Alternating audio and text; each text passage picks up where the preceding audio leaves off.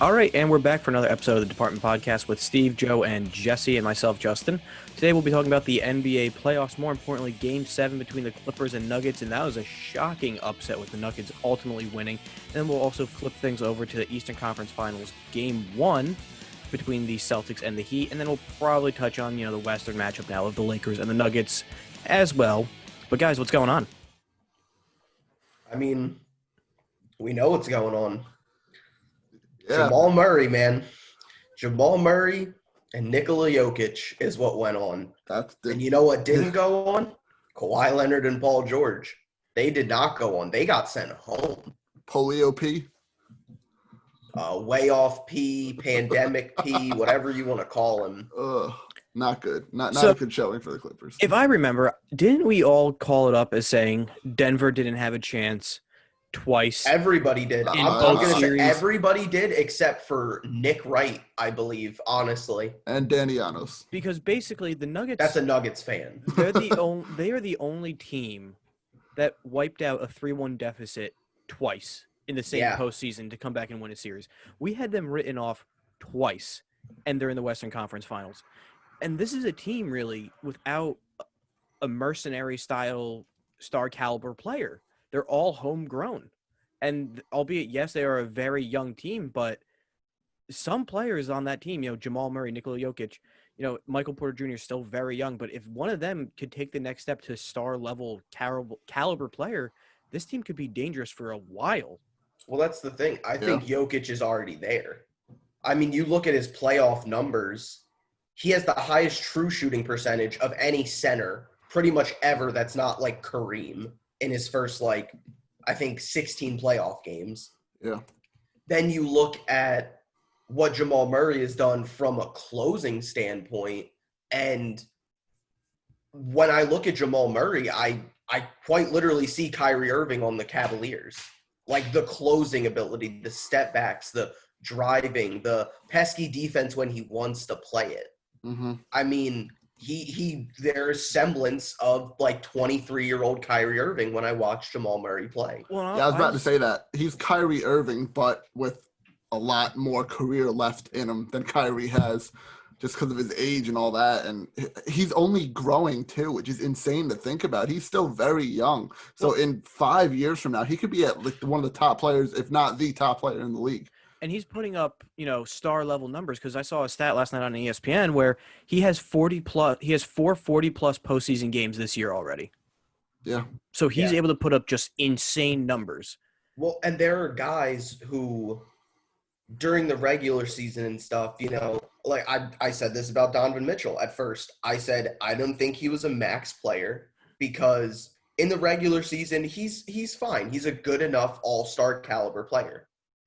But then when he gets to the playoffs, there's another notch for him. Yeah. And it feels like that's where Jamal Murray is as well. I would say that's kind of where Jimmy Butler is too. There's another notch for guys who can kind of coast a little bit in the regular season, but you can't coast too much because we've seen what that did to the Clippers. You gotta take some games seriously. You can't just mess around the whole year. So now, was this series blown by the Clippers on Denver being better, or No, Clippers resting on their laurels and just half-assing it? Clippers had a 20-point lead in Game 6. Yeah, they had them. They had them beat. I mean, they had them beat multiple times. They went into halftime with the lead, but through the first quarter, the Clippers looked like they were kind of going to run away with it. At certain points in the first quarter, they had, 10, 12-point leads, and it was like, oh, maybe Denver can go on a run here or there, but it looks like the Clippers are really in control. Yeah, you're not going to win a game also when your best player on the floor, Kawhi Leonard, is only scoring 15 points in the game. I've said this the whole series, last series for the Clippers. Kawhi cannot have an off game. No. If he has an off game, they lose. It's that simple. And even if Paul George was on last night, which he wasn't, it wouldn't have mattered. Kawhi Leonard having a bad game just buries them. And he had 2 this round. Yeah, and the starters for the Clippers barely got over 10 points each. That's not going to cut it. There were reports that they were gassed in the fourth quarter and asking to be pulled out. That's funny considering all I heard was how in bad of shape Jokic was in all year. And I mean, come on. This I don't think anybody feels bad for the Clippers. No one does. They tried to sleepwalk their way into a championship ring. They just thought they were better than everybody else. They thought, well, we can load manage as much as we want. We don't need to play together. We don't need to do all these things that teams do. Look at all the teams that are left in the league. Undeniable chemistry. Yeah. The Miami Heat. Are the Miami Heat the most talented team in the East? No, They love playing definitely together, not. though. Their chemistry is fantastic. They know everybody's role. Boston Celtics, some star players, chemistry off the charts. You look at the Lakers, it's been a easy fit for Davis and LeBron to come together. And while there is some pieces that struggle shooting the ball, they get them open looks. They know what their chemistry is as well. And Denver also has great chemistry. The Clippers would look good together for 6-minute stretches, but they almost never put it together for a full game. But they were still just so talented that everybody was like, well, they have to make it, me included. I mean, they had the best defensive tandem, allegedly, in the league, even though both those players never wanted to cover the other star player. I mean, I don't know why Kawhi or Paul George was never on Jamal Murray or never on Luka Doncic. I mean, we praise them over and over about how great defensively they are. The Clippers didn't do anything. The Clippers almost fell into the same trap that basically the Bucks did pre the Giannis injury, where they just didn't really have to do anything throughout the 8 games of the regular season remaining in the bubble. They had favorable matchups to where they could just kind of sleepwalk the first round, and then they got caught with their pants down basically, and they couldn't recover. The first round, but Luka took a game on them by himself, and if they don't eject Kristaps on one of the worst calls that I can remember, the Mavs could have been up 3-1. At least they would have had a 2-0 lead. Yeah. Joe, what's your take on all this? I am upset. Disheveled. If you notice, I'm sporting the New York Mets cap today because that's all the Clippers ever were. The other team. I'll take a trip to the playoffs if I'm a Mets fan. That's fine. An absolute disaster. It does not matter who dons the Clippers uniform. As long as the Doc, Mr. Rivers, is in the coaching chair, this team is hopeless. Nothing is going to happen. And here we go with the Kawhi Leonard legacy slander. It's over for him as far as being considered a top 10 great. The guy has exposed himself. Kawhi Leonard is a fraud. Here's my thing with the Clippers, right? There is too much talent that they should not have lost this series. Absolutely. Is it on Doc Rivers at this point? Because really, that's the only change I can think. I think it's all on Doc Rivers. They could make this offseason that could really shake anything up. They don't have the cap, I'm pretty sure, to bring in a third star. They don't want to trade any of their. They don't have anything they can trade, and Harrell's an unrestricted free agent. So they should throw their money at bringing him back. I don't think they will. But they need a coaching change, I think, because Doc's been there for like 4 iterations of the Clippers. Like, he's been there for a while. Yeah. Ever since Boston blew it up, they traded. He's been there for like 11 years. He's been there since the Lob City Clippers. But this is my thing with Doc. While I don't think he's as good of a coach as many people give him credit for, and I've said that throughout the years, what else is there for them to get? Because I've seen a couple Clipper fans talking about Greg Popovich. And look, I said about Greg Popovich coming to Brooklyn because that made sense. Because he likes Kyrie Irving and he likes Kevin Durant.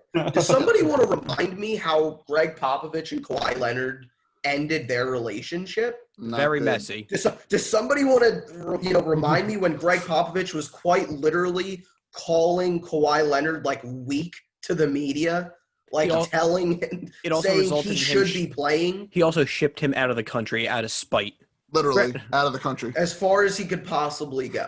So While I'm not on the Popovich won't go there because he won't leave San Antonio. No, he won't go there because that doesn't fit for him. Brooklyn fit. There were players that he liked. That was a championship roster. While this is a championship roster, he doesn't want to coach that.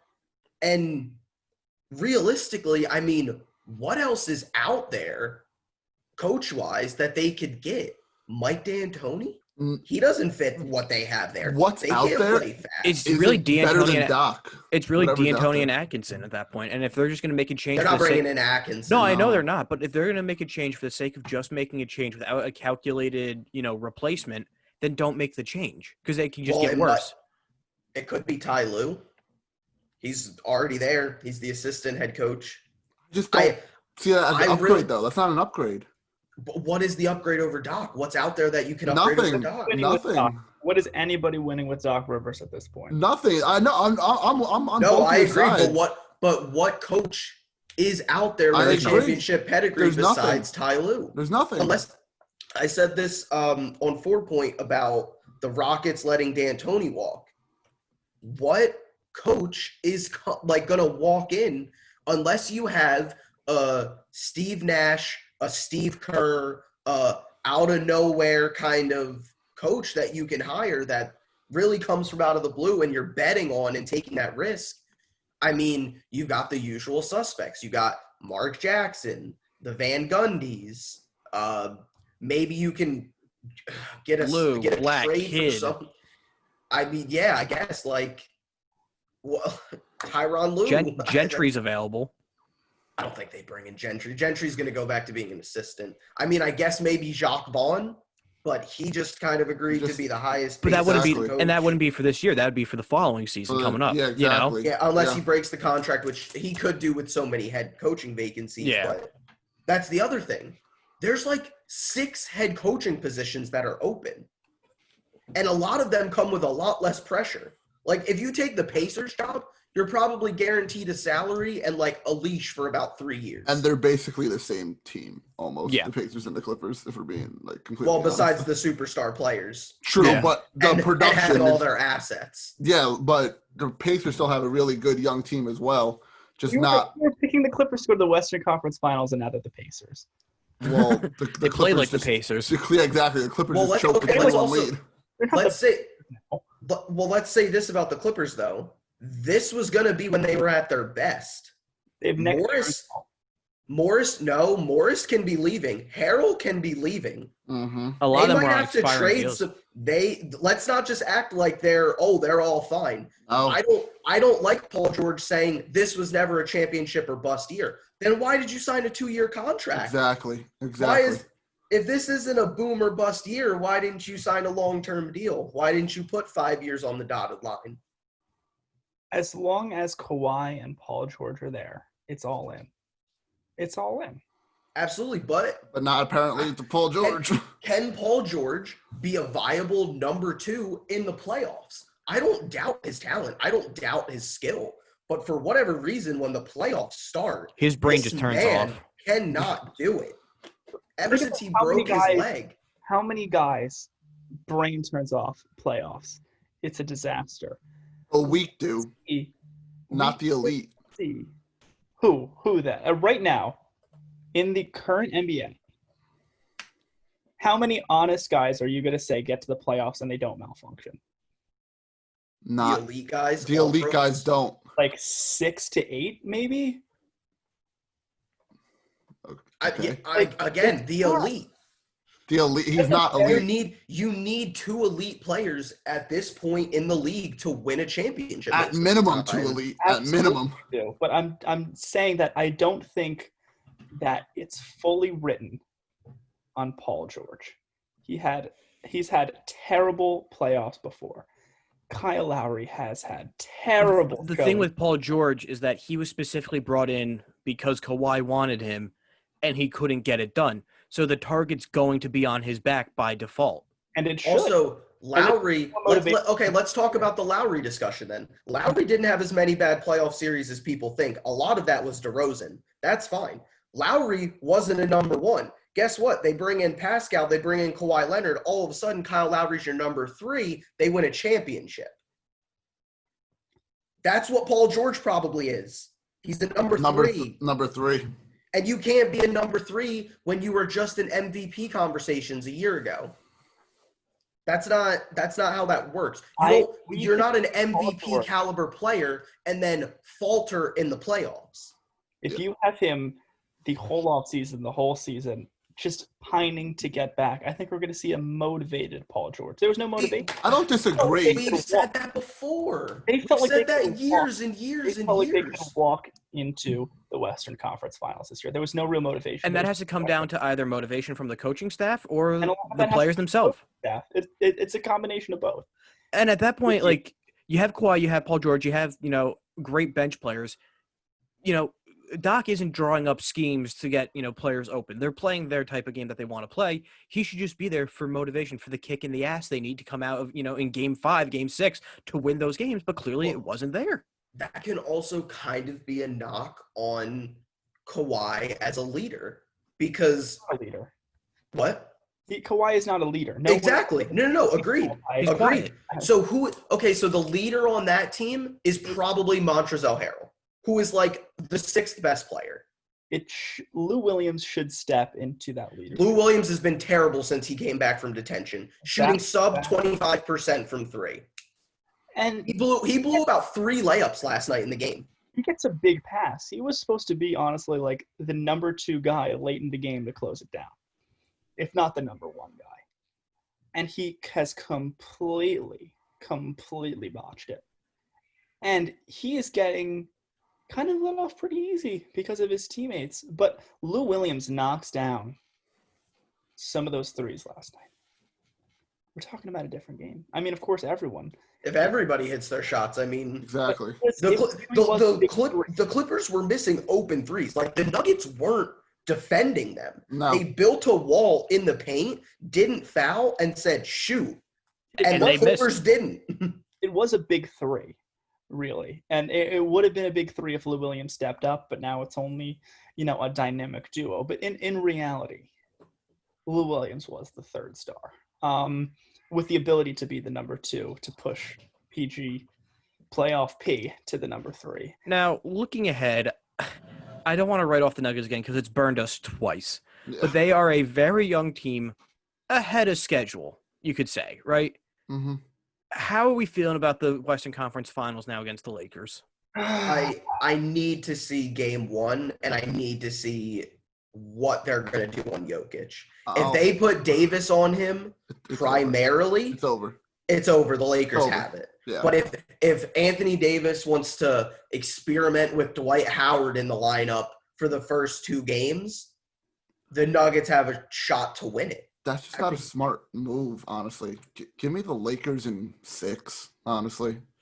Give me Lakers in 6. So we're not writing it off as a sweep, at least. Like, No, we're giving no. Denver a No, fighting I don't chance. think it's a sweep, especially with the way Jokic has established himself. And I really don't know who's going to guard Jamal Murray, because if nobody on the Clippers can guard Jamal Murray, it would almost, I don't know who's guarding him on the Lakers. It would almost have to be LeBron by default just to try to neutralize him. LeBron can't.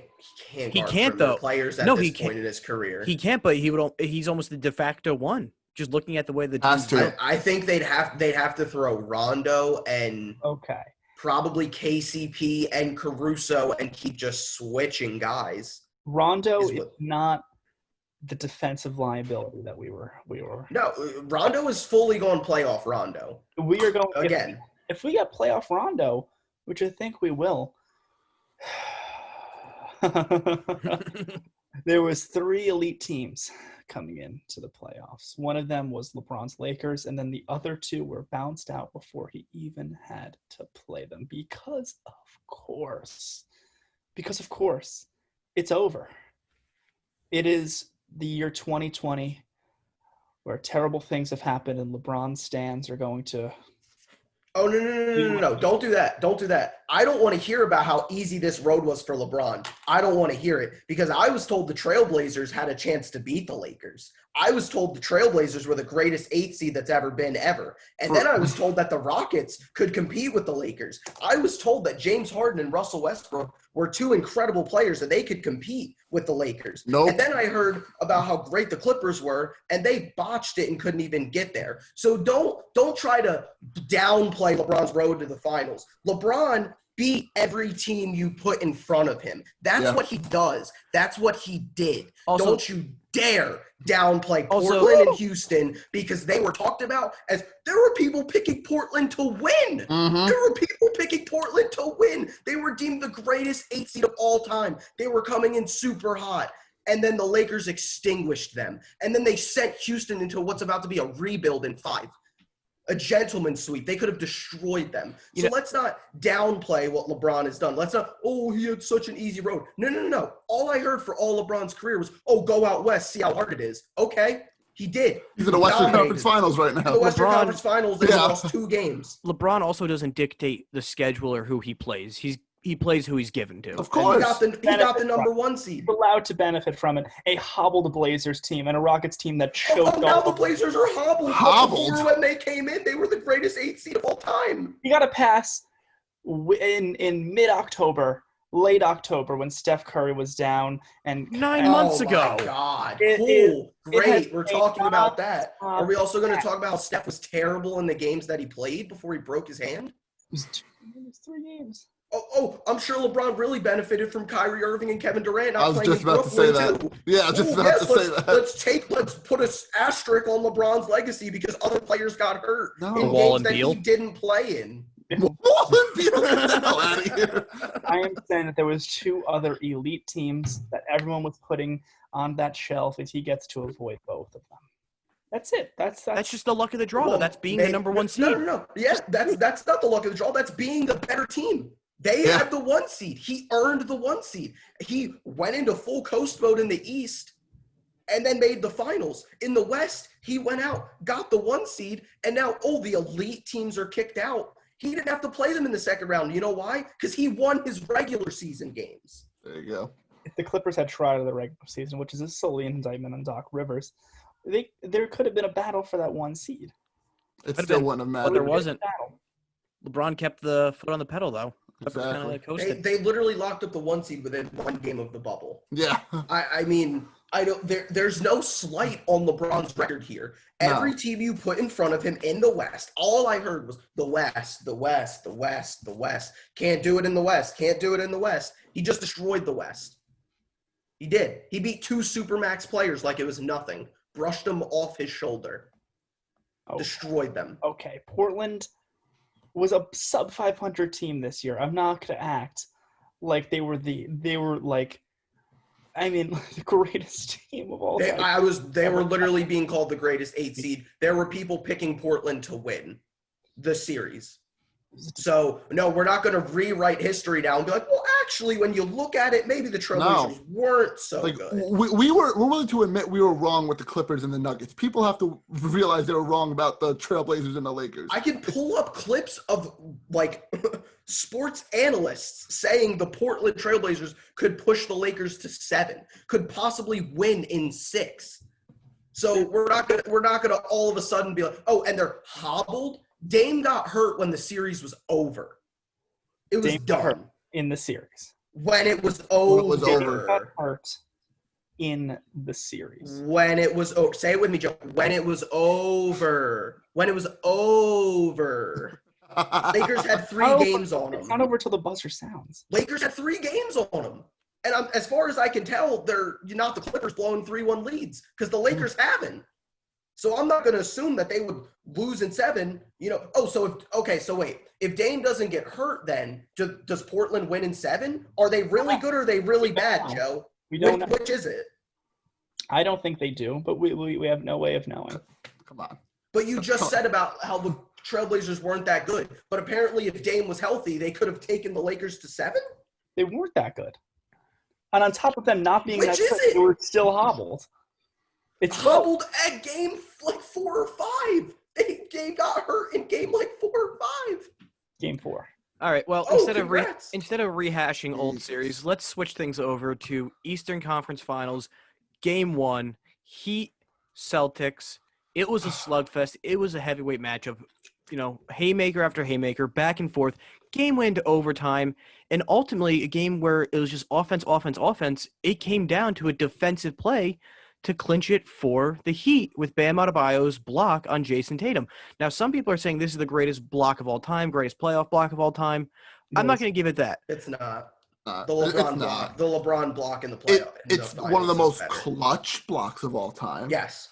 It's not the best. It was very clutch. In overtime, up 2, about to get a monster dunk from Jason Tatum and just denied it. If Tatum does dunk that, and I'm not taking anything away, fantastic block, probably top 3 of all time in the playoffs and everything. But if Tatum hits that, I mean, it goes to double. It goes to double plus the momentum from that. Yeah. I mean, it wasn't, he blocked a 3 that was going to win them the game. No. They would have gone to double OT. Now, maybe if he blocked it, sends it back on a tied game, and then the Heat score, then similar to how the Cavs did, then you could kind of make that argument. Yeah. It was one of the most clutch blocks, though, in the playoffs. I'll give it that. LeBron's was also more iconic, I think. Well, it was in the finals, and it was in a critical game. Wasn't that game 7? 1. LeBron's? Yeah, it was game 7. Yeah. 3 minutes left. So that kind of elevates it, above that. Yes. Yeah. No, I agree. This is Eastern Conference Finals game 1. So even if the Celtics win, the Heat aren't buried. No, they can still very easily come back. This one secured the game. Yeah, exactly. Yes. It sets it's a good tempo setter. Yeah. If the Heat come out and say sweep the series, then you can go back this really swung the momentum. Then. For sure. This is kind of a block that you have to go back and look at of how the series plays out. Then they're not going to. This really could change the entire landscape of the series. No, it absolutely could. It could. But yeah, if this game is any indicator of how this series is going to be, it's going to be a wild ride. We're in for a roller coaster, baby. Yeah, it's going to be really good.